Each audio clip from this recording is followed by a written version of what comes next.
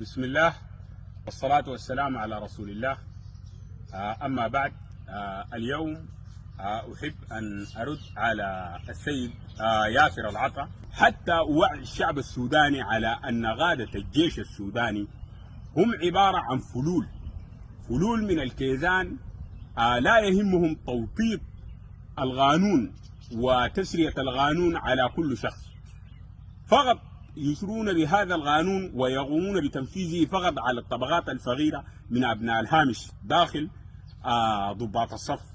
أنا كنت في قيادة الدفاع الجوي الميداني جبل أولياء، وبالتحديد في شهر 2 2022 حدثت هنالك أكبر سرقة لسلاح القوات المسلحة في منطقة جبل أولياء، وتحديدا في اللواء 120، وكان قائد اللواء عميد يدعى عبد الرحيم.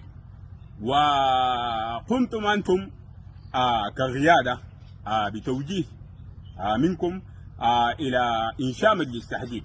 تم إنشاء مجلس التحقيق، وأنا كنت ضابط ماسك سرية اللواء 120. هيئة الأركان على رئاستها ياسر العطا قاموا بتوجيه بعمل مجلس تحقيق. بعد عمل مجلس التحقيق كل أصابع الاتهام أشارت إلى نقيب يدعى متوكل. هل تعلمون من هو النقيب متوكل الدفعة 55؟ هو ابن أخت ياسر العطا.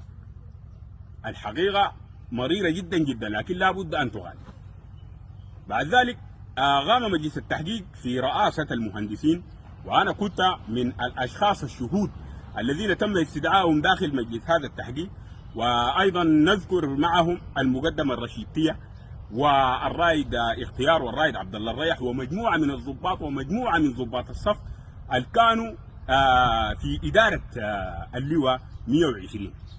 بعد ذلك مستخلص أقوال الشهود وراء المجلس بأنه تم إدانة النقيب متوكل اللي هو ابن أخت ياسر العطا إدانة واضحة وصريحة، وثبتت عليه التهمة شرعا وقانونا نهارا عيانا بيانا.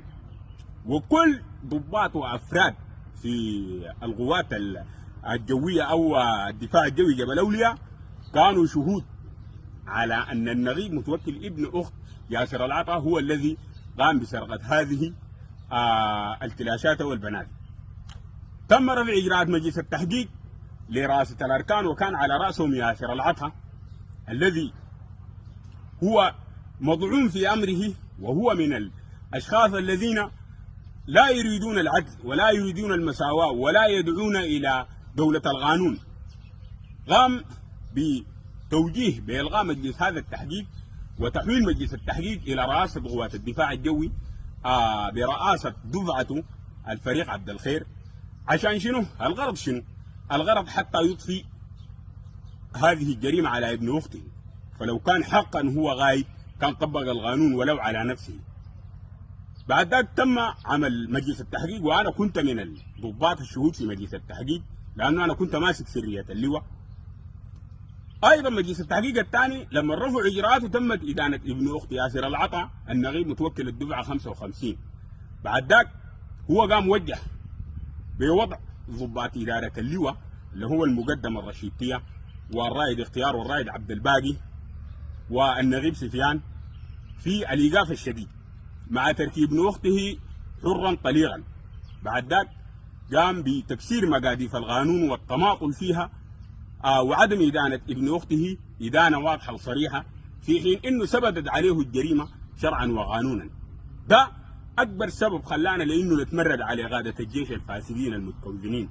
والله سنتمرد وسنتمرد وسنتمرد إلى أن يحق الله الحق ويقطع دابر الظالمين والفاسدين من قادة الجيش الكيزان.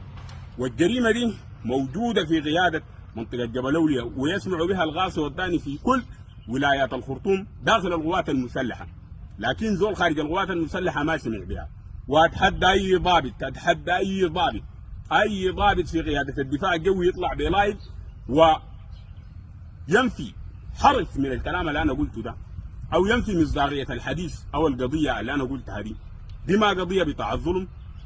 بعد ده يا ياسر العطا انت تاني ما تطلع في اي لايف، لانه انت مضعون فيك ومشكوك فيك وفي نزاهتك وفي مصداقيتك وفي عدلك، لانه لما القانون بقى عليك على ابن اختك لانه من رحمك لانه قريب لك عطلت كل مقاديف القانون.